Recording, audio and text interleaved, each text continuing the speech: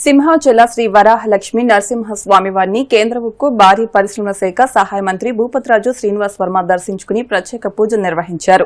BJP జాతీయ అధ్యకులు నితిన్ నబీన్, రాష్ట అధ్యకులు పీవీఎన్ మాధవ్, జాతీయ సంఘటన ప్రధాన కార్యదర్శి బిఎల్ సంతోష్, జాతీయ సహ సంఘటన ప్రధాన కార్యదర్శి శివప్రకాశ్లతో కలిసి కేంద్ర మంత్రి స్వామివారిని దర్శించుకున్నారు. ఈ సందర్భంగా ఆలయ అర్చకులు ప్రత్యేక పూజలు నిర్వహించి స్వామివారి తీర్థ ప్రసాదాలు అందజేశారు. ప్రధానమంత్రి నరేంద్ర మోదీ నాయకత్వంలో వికసిత్ భారత్ 2047 సంకల్పం సాకారం కావాలని, ఆంధ్రప్రదేశ్ రాష్టం మరింత వేగంగా అభివృద్ది పదంలో ముందుకు సాగాలని, రాష్ట ప్రజలందరికీ సుఖశాంతులు, సౌభాగ్యాలు, ఆయుర ఆరోగ్యాలు కలగాలని శ్రీ వరాహలక్ష్మి నరసింహస్వామి వారిని ప్రార్థించినట్లు కేంద్ర మంత్రి శ్రీనివాస్ వర్మ తెలిపారు. సింహాచల క్షేత్రం ఆధ్యాత్మికతకు, భక్తి విశ్వాసాలకు ప్రతీకగా నిలుస్తోందని, స్వామివారి ఆశీస్సులతో దేశం, రాష్ట్రం మరింత అభివృద్ది సాధించాలని ఆకాంక్షించారు.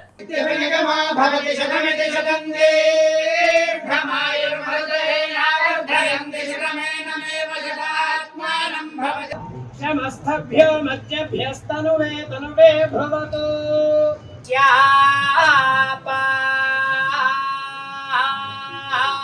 औहो वा ये शुले